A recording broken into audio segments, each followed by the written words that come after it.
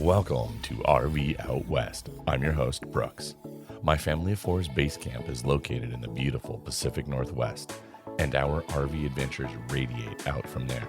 Please grab a mug of coffee and join us as we discuss RVing around the American West.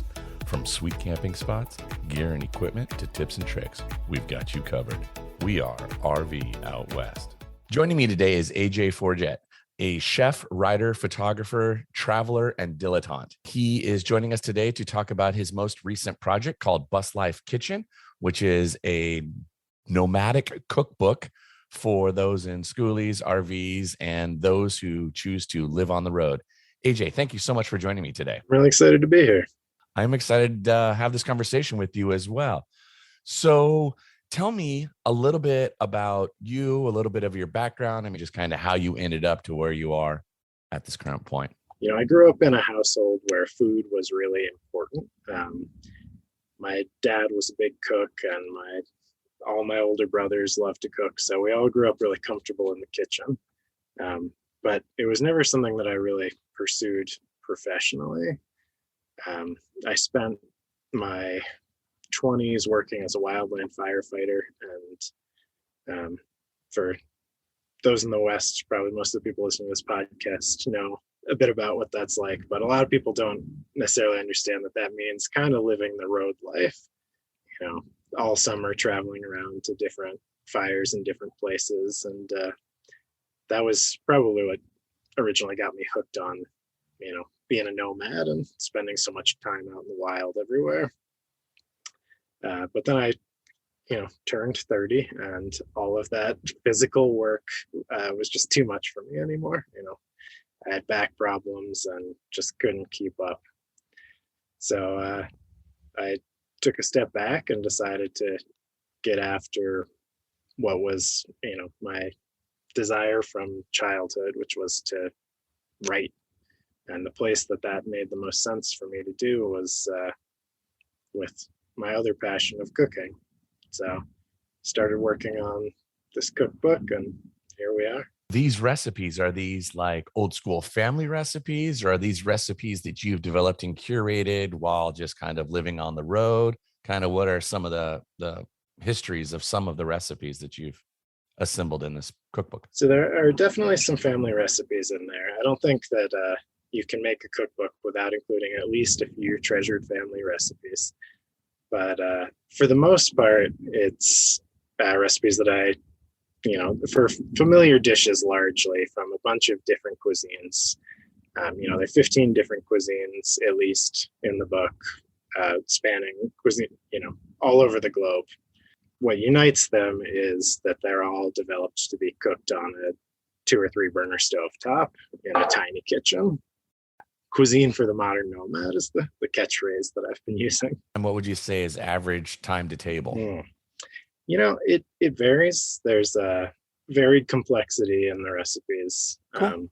So there are some really simple, like weeknight dinners that you can throw together. Things like, a soba salad is one of the, it's a Japanese recipe. It's very simple to make, and it's delicious, and, you can make it in 10 minutes.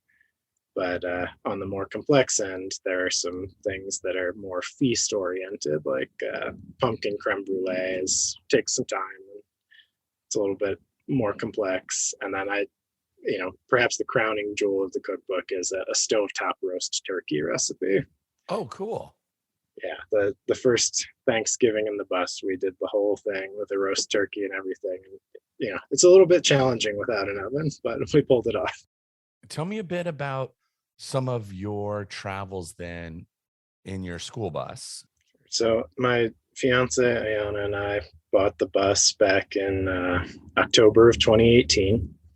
And it took us about a year and a half to finish the build. We were both working full time. So it was, a weekend project, and neither of us had any building experience coming in. So there was a lot to learn. It's definitely a lot of very challenging moments, but also it was a very rewarding experience. The unfortunate part of that timeline that I just gave you is that basically the day we finished the bus and got ready to hit the road was right when COVID hit the US. So the first 6 months in the bus, we lived in a driveway in Boulder, Colorado, which was not the most fun experience, but it did allow us to take some small local trips and sort of dip our toes and feel out the waters before fully committing. After that, we got on the road full time. We've been on the road for about 18 months now. And then for the last 8 months now, we've actually been attached to a traveling circus, which fun. has been an interesting experience. And that's taken us mostly down to the southeast. And then you guys are planning to come out here to the Pacific Northwest this summer, correct? Yeah, so the circus is headed up to the Northwest. Will you get some free time to kind of do a little weekend jaunts or explorations, or are you going to be pretty much tied to the carney? We should have some weekends, but then I think that our spell with the circus is actually going to end in mid-July. And yeah, and then we'll be up there with unlimited free time to enjoy the Northwest for the rest of summer. Well, that'd be a good time because we Washingtonians say that summer doesn't start until after 4th of July. That's perfect then. So yeah, our summers are like literally like the 5th of July all the way through until end of September to even middle of October. Yeah, I'm excited about that. Well, that's wonderful. So back to the cookbook with the Buslife Kitchen. I got to ask, are there any Dutch oven recipes in there? Yeah, I use all of the baking happens in not necessarily a Dutch oven, but it's a very large cast iron. Yeah. Okay, cool. With a lid. What is one of your favorite recipes that is in the book? That's a tough one to choose. I know. I'm a little bit attached to all of them. Of course. So maybe then, what is the fiance's favorite recipe in the book then, to detach that one degree of separation? So we were actually recently in the newspaper in Boulder, and that was a question that they gave her. And so, I started going through the list of recipes, and basically every third recipe that I said, she was like, "I put that on the list." So that was one of my favorites. That's fun. But if I were to narrow it down to, the few that made it into that article, I think there's this dish called rajas con crema, which is roasted poblano peppers that are then cooked with Mexican crema and a little bit of cheese and onions. Ooh, and it makes this really delightful, it could be a dip, but it also makes a nice taco filling. It's vegetarian. It's not super complex, but it is the best dish that I have ever found to get that amazing aroma of poblano peppers into something where you can actually taste it. That's definitely a favorite. Okay. But mango sticky rice is her favorite dessert, and that's an easy one to throw together. I would say that my personal favorite, the one that I'm most proud of, is it's a Vietnamese pesto on udon noodles with clay pot pork, it's a very Western style dish, has a lot of Southern Vietnamese flavors. And, that one, it's definitely on the highest tier of complexity in the cookbook, but it's my favorite. Are you able to find a lot of the ingredients while you're kind of on the road? Are there a ton of like specialty spices or things that might be a little bit more challenging to find if you are, in a rural part of the United States? That was definitely something that I was keeping in mind when developing these recipes, because I want to bring in things from a lot of different cuisines, which do involve some specialty ingredients. And I have been really astounded by what is carried by, your standard grocery store or, your Walmart in rural Nevada. Like, you can find all sorts of these specialty ingredients. There are definitely some things that require you to find an Asian grocery store. Things like Sichuan peppercorns are not available at every Walmart, but for say Japanese cuisine, you can get pretty much everything you need at Walmart. This idea for doing the Buslife Kitchen cookbook kind of come to you? When was that aha moment, that epiphany of like, you know what, I'm going to do this?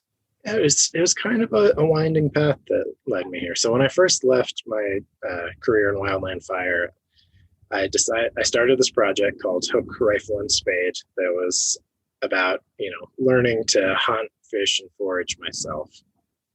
And I really enjoyed that stuff. And I still really enjoy doing all those things. But what I found as I was working on that project is the part that I was enjoying the most was learning these new recipes. Because, when you're going out to find, this mushroom or to try to catch a particular fish to cook, you have to be really ready to cook that well, because it may take you an entire day to find a couple of mushrooms. And so you have to have that recipe basically perfected before you put the mushroom in. And I found that part of it was really rewarding. So as we got closer and closer to finishing the bus build, it started to make more sense to me that maybe the place to go was to focus on the food and let those other things return to being hobbies. Where can people find Buslife Kitchen? Is it in print now? Where is it available? And kind of what are your futuristic plans with the cookbook, with your school bus? Also, where can people find you if they want to follow along in your adventures, etc.? Well, the best place to follow along is probably Instagram. That's where I'm most active. And, our handle is the.buslife.kitchen. But also the buslifekitchen.com is my website where I post a lot of recipes, and that is also the best place to find the cookbook. So that the book is scheduled to be released in late July or early August, but there are potentially some supply chain issues that we're facing with COVID, and these are uncertain times. But we are still hoping for a late July, early August release on the book, the paperback. Yeah. Okay.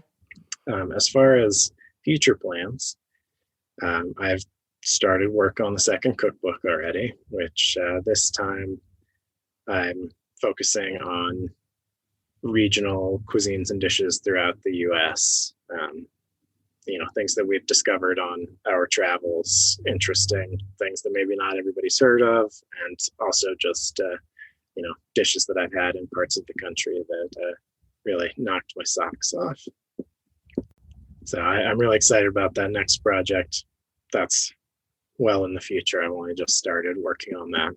But that's exciting. Yeah. Give me a couple of nuggets for cooking on the road. I think that one of the things that really helps us out is that when we want to eat a particular cuisine for a while, we just kind of commit to eating that cuisine. So if you want to eat Chinese food, if you want to cook Chinese food, it helps to commit to eat a lot of Chinese food for a week, because you have, in such a small space, having the sauces, the specialty ingredients, the spices, all of that, it takes up a lot of space. So just committing to, several recipes that are going to use the same sort of ingredients, building your meal plan for the week around that really helps to not overload your kitchen and end up with food overflowing from your pantry all over the place. Well, AJ, thank you so much for taking the time out of your busy day to join us here on RV Out West to talk about your new cookbook, The Buslife Kitchen. I really appreciate it. I hope you guys have a wonderful carnival season, and then enjoy the Pacific Northwest and all its wonderful offerings when you make it up here this summer. Thanks so much for having me.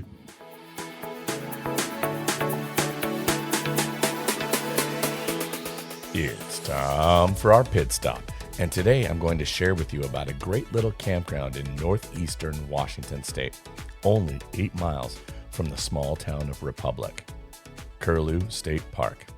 But first, I want to share a story about how this quaint campground ended up on my radar. My great-grandmother, Mimi, lived in Oxnard, California, and I am one of the lucky ones who has fond memories of my great-grandmother. These are not vague memories of stories that have been shared down to me. No, I have real childhood memories of times that I spent with her. She was an amazing woman. One such story, though, she shared with me about a lake so filled with fish that her and her husband, whom I had never met, used to pull their Airstream Argosy all the way north from Oxnard, California, up to Curlew State Park in Washington State. They would spend a lot of the summer camped at this lake, as my great-grandfather fished the mornings away. When she told me this story, her eyes would light up as the rush of memories flooded her. It was that twinkle that I knew I needed to see this place for myself. Fast forward 40 plus years later, and I found myself standing on the dock fishing with my own son and daughter.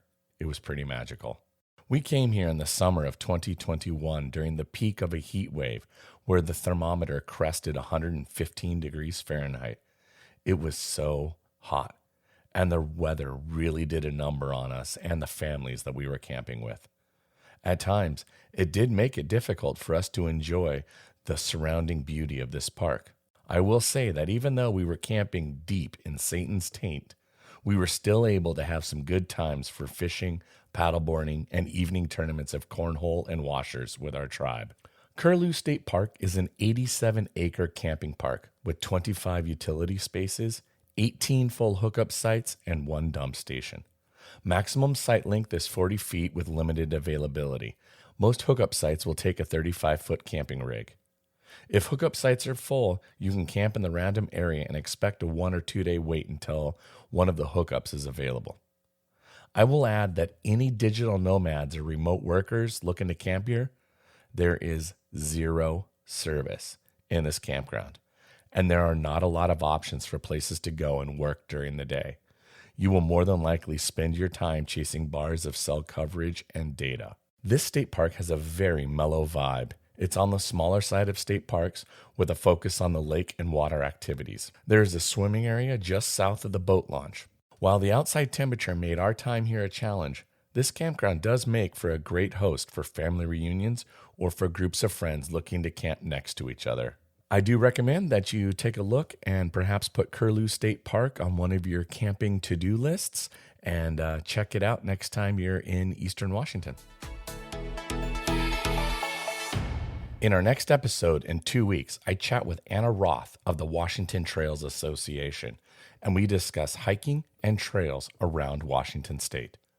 Anna shares loads of beta on family-friendly hikes to hikes that will require a bit more experience. There is something for everyone in this episode. If you'd love to hike, are new to hiking, or looking to visit Washington State and are in search of trails, this is a great episode. In the meantime, please be sure to share with your friends and family about this podcast and head over to Apple, Spotify, or Amazon Podcasts and leave this show a rating and a review. If you've not yet subscribed to the show, please do so. That way you'll never miss an episode. If you have an idea for a topic you'd like me to discuss, please contact me at rv.out.west@gmail.com. Now, get out there, explore, and go see what's beyond the horizon. Thanks so much for listening to RV Out West. Join us again in 2 weeks with our next episode. Please like and subscribe to our podcast on iTunes or wherever you choose to get your podcasts so you never miss an episode. And I sure would appreciate if you left a rating or a review of the show. Special thanks to Scott Holmes Music for providing the intro song, We Are One. RV Out West can be found on Instagram and Facebook, where you can interact with us and follow along on our RV adventures around the Pacific Northwest. So get out there, explore, and go see what's beyond the horizon.